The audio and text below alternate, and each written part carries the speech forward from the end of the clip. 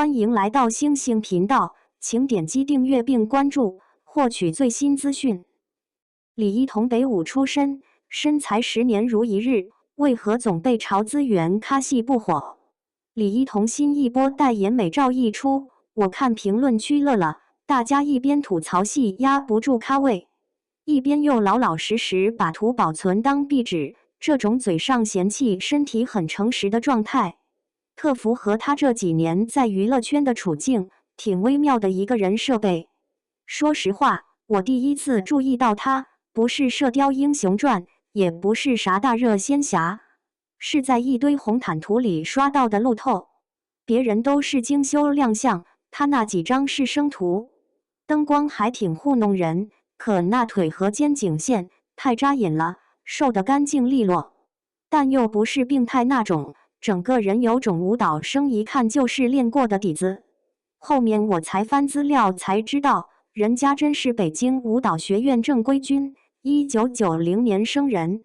学跳舞那批里算资质很能打的。你想啊，北舞那地方遍地是身材好的，能在人堆里被老师拎出来的，气质和骨相都的在线，不然压不住那些衣服和动作。很多人老爱说什么女明星都一样瘦，这话听着就挺糊弄事儿的。瘦也分路数，有的是拼命饿出来的纸片感，有的是训练打底的肌肉线条。李一桐这身材，就是典型舞蹈生那种看着细却有力度，该有的曲线也有，不是那种一坐下就骨头个椅子的干瘦。而她脸又不是那种攻击性极强的大美女，属于耐看挂的，镜头一拉近，眼神挺清亮，静着的时候吧，有点高冷人妻那味儿，嘴角一抿就是别来烦我，一笑又瞬间变甜美，像胡同口有那种特别会哄人的小姑娘。这个反差感，我觉得是她最有戏的地方。2015年她正式出道，算一算到现在也快10年了。结果你看作品数量，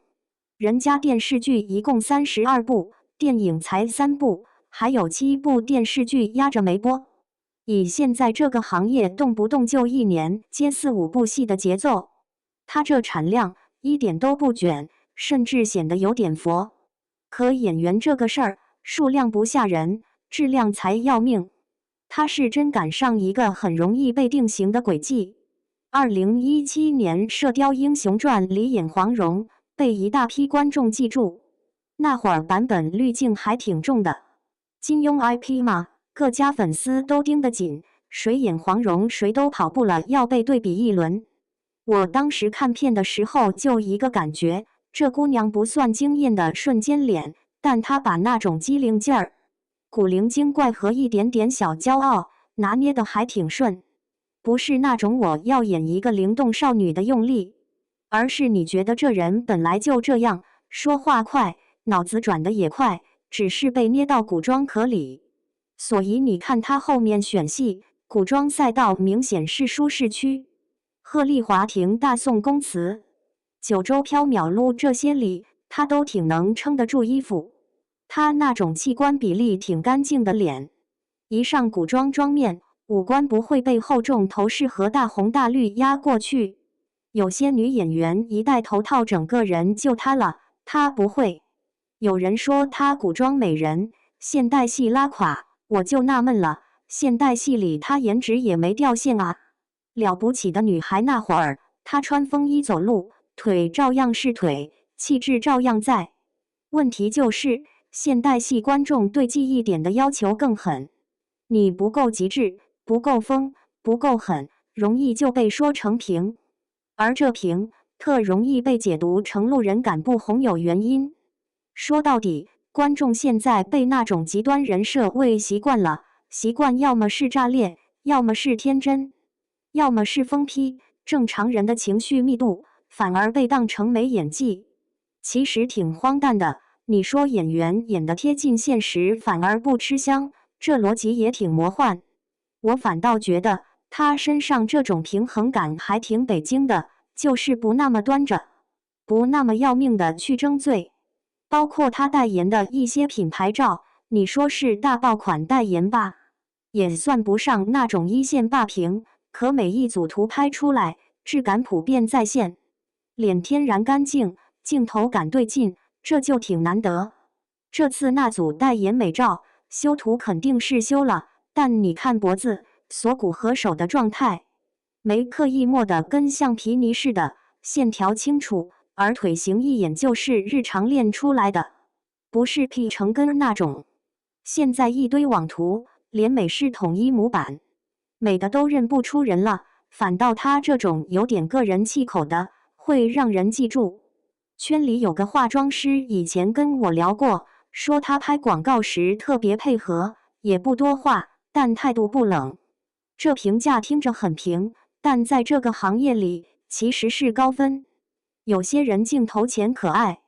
镜头后一张脸能把工作人员冻住，他这种高冷脸加礼貌人的组合，属于杀伤力没那么直观，但人缘往往不差。很多网友老爱问，为啥他资源看着挺好，和的男演员也都挺能打，可热度总差一口气？我觉得还真不是他单方面的问题，而是这2年整个剧集环境变味儿了。数据 KPI 压在那儿，平台要的是话题度，不是安安静静讲一个完整故事，更需要的是能吵起来的人设碰撞。李一桐这种没有黑料没有大瓜，谈恋爱也没怎么高调炒作的，天天被拿来跟那种自带热搜体质的比，肯定吃亏。而观众又矛盾，一边骂花边太多，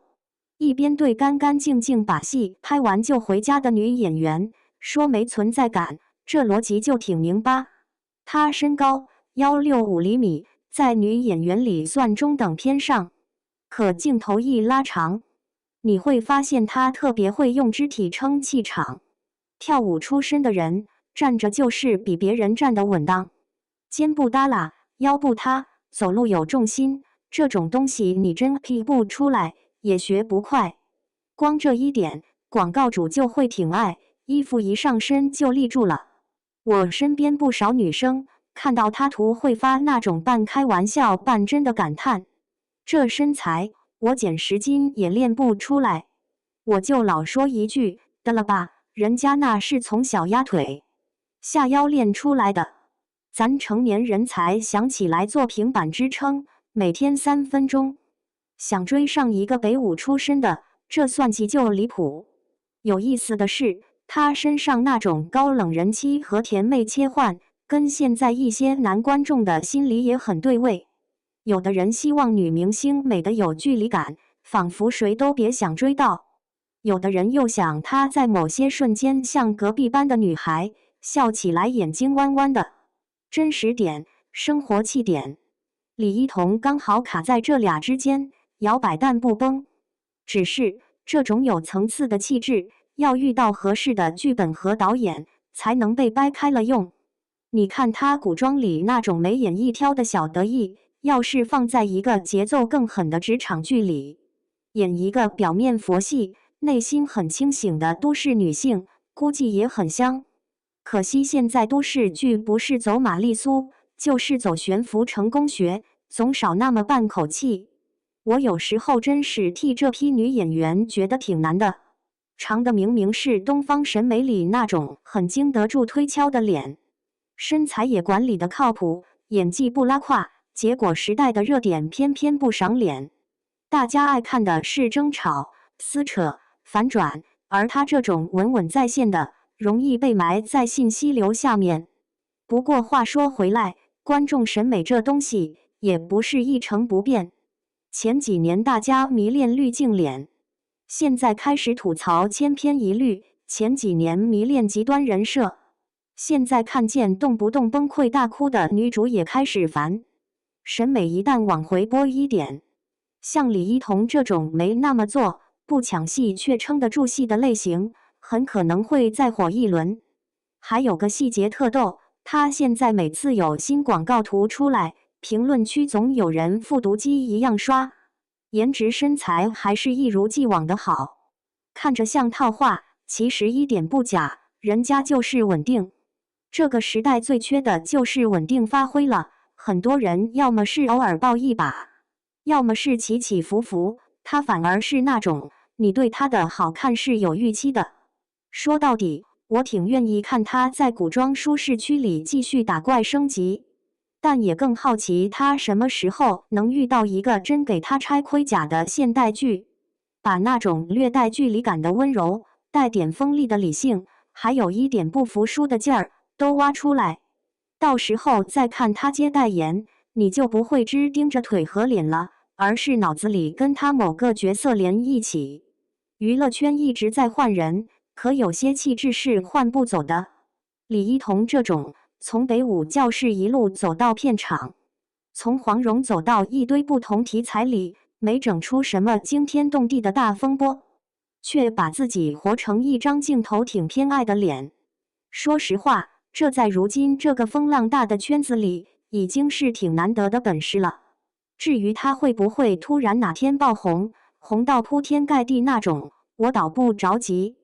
这人吧，有时候火得太快，也容易糊得快。反倒是像他这样，一步一步往上垒剧和角色，